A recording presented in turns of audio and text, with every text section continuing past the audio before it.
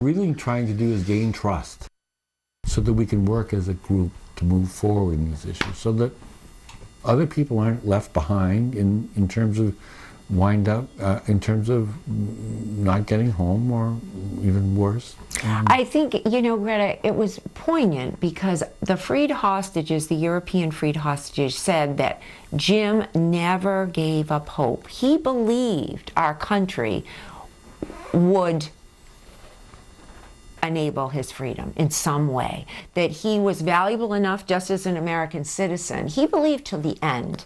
And when others were despairing or whatever, Jim insisted that they had to be hopeful. He insisted that our government was doing everything possible and that his family and friends were. He really believed. Yeah. He even told one of the released hostages, you know, I can do another year. I can do another year, just... Because if that's what it takes, I can do it. Yeah. And he was, because he was American, Greta, he was the whipping boy. He was beaten and tortured. He was starved. We only finding this out now. Horrible. He endured horrible things in captivity. And the answer we got from our government was just trust. We're working on this. This is gonna... You know, Greta, it was hard. And that's why, as a frantic mother, I did my best. Not enough, but I did my best to... I just tried. I tried to be as annoying as I could so they wouldn't forget him.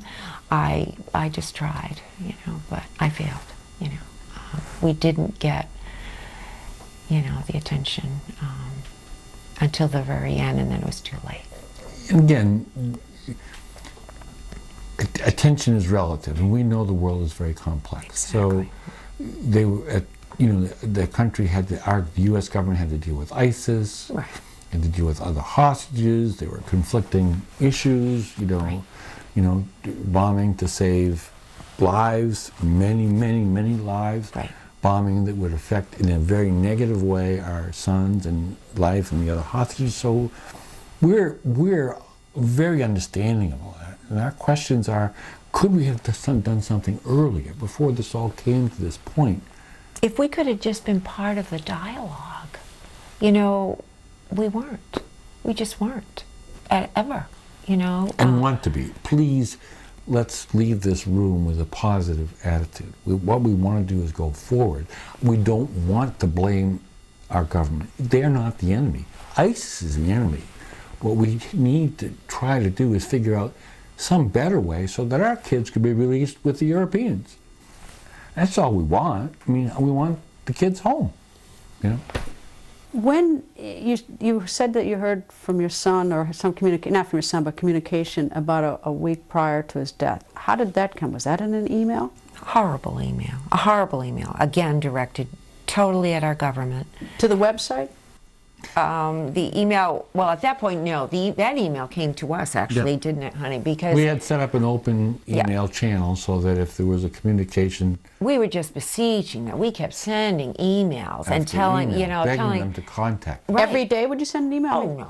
Not that Every often. couple of weeks, every 2 weeks. Especially towards the end, we were just, because we were trying, we finally at that point said, well, whatever, if we go to jail, we go to jail, but we're going to try to raise money, try to negotiate on a humanitarian basis as a family. So we started sending more frequent emails, you know, and so we established this other email just for that purpose. And so a week before his death, they sent us an email saying that since that we'd been given many chances to negotiate, to pay, to engage with them, obviously our stupid government wasn't going to. It was a very degrading letter. And we're the stupid sheep that follow our government, and therefore James Foley will be the first American to be executed. Oh, and the other thing they mentioned was the bombing. You know, you're bombing our poor innocent people. So we're going to execute James. Right. And quite honestly, we didn't take it seriously. Well, we hoped they were just beginning, willing again to start a negotiation. Yeah, we were foolish though, so naive, you know, so naive. You know, we really thought, oh, at least they're reaching out to us. So, and we had raised a bit of money, and so we, you know, sent an email right back. And we did pass this email on. Oh, We yes, didn't. always. Who got the email? This We open- did. No, we got and the who email. read it? Who got it first? We did. I did. You saw it? I did. Yes. And you called, you told your wife that, we Yep. got to, I Yep, did. exactly. Yeah, yeah, yeah. and family brought into this? Children? Pardon? Your other No. children brought into this, or just you two? Not right away. Just you No, two? Just the two of us. And so what did you do with the email?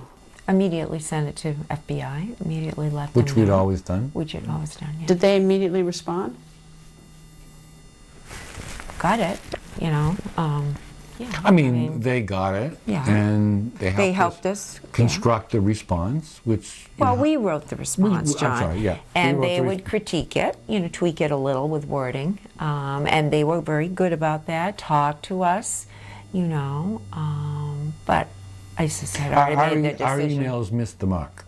Right. They didn't want. There was no strategy there. It was just us as a family trying to They deal wanted with the these government, folks. our U.S. They government, wanted the government. to negotiate with them. Right. And we wouldn't. And our conversation with Diane and John Foley continues. How did they find out their son had been executed? And did they watch that horrific video? The Foleys answered those difficult questions and more next. And are we at war with ISIS or not?